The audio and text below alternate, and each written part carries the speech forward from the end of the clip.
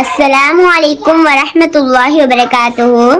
نحمده ونستعينه ونصلي على رسول كريم. أما بعد. ஆழமெல்லாம் படைத்தாலும் அந்த சராசரத்தின் படைப்பாளன் வல்ல அல்லாஹ்வுக்கே புகழ் அனைத்தோம். நான் உங்கள் முன்னிலையில் பேச எடுத்துக்கொண்ட விடயம் என்னவென்றால் ஹஜ்ஜும் இப்ராஹிம் அலைஹிஸ்ஸலாமும் என்ற தலைப்பிலாகும். இஸ்லாம் 5 தூண்களின் மீது கட்டி எழுப்பப்பட்டுள்ளது. அவற்றின் மிக முக்கியமான அமலே ஹஜ் ஆகும். அல்லாஹ் தஆலா குர்ஆனிலே இதன் முக்கியத்துவத்தை வலியுறுத்துகிறான். சூரா ஆல இம்ரானிலே ஏகநாயகன் இவ்வாறு குறிப்பிடுகிறான்: எவர் ஹஜ் செய்ய சக்தி படைத்தாரோ அத்தகையவர் மீது அல்லாஹ்வுக்காக அங்கு சென்று ஹஜ் செய்வதே கடமையாகும்.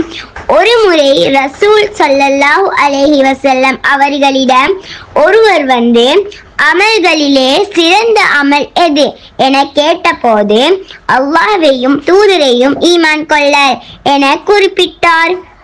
மீண்டும் அடுத்த அமல் எது அல்லாஹ்விடத்தில் சிறந்தது என கேட்டபோது அல்லாஹ்வுடைய பாதையில் ஜிஹாத் செய்தல் என்று கூறினார். மீண்டும் எது சிறந்த அமல் என கேட்டபோது அல்லாஹ்வுக்காக ஹஜ் செய்தல் என நபி ஸல்லல்லாஹு அலைஹி வஸல்லம் அவர்கள் கூறினார்கள்.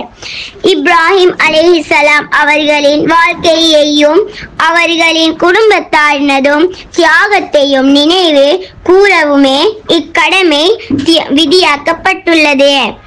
இப்ராஹிம் அலைஹிஸ்ஸலாம் அவர்கள் அல்லாஹ்வின் கட்டளையை நிறைவு செய்யும் பொருட்டு இவ்வரலாறு ஆரம்பிக்கப்பட்டுள்ளது.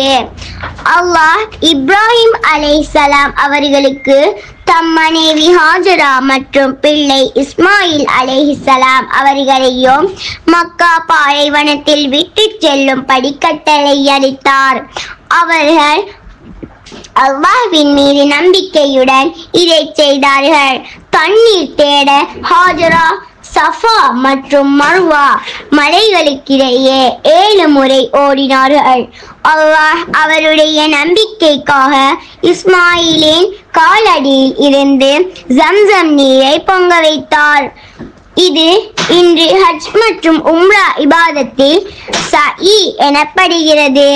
பின்னர் இப்ராஹிம் அலைஹிஸ்ஸலாம் மற்றும் இஸ்மாயில் அலைஹிஸ்ஸலாம் இருவரும் அல்லாஹ்வின் கட்டளையின்படி கஅபாவை கட்டினார். அவர்கள் அல்லாஹ்விடம் இது ஏற்கப்பட்டதும் என துஆ செய்தனர். அல்லாஹ் இப்ராஹிம் அலைஹிஸ்ஸலாம் அவர்கள் மனிதர்களை ஹஜ் செய்ய அழைக்கும்படி கூறினார்.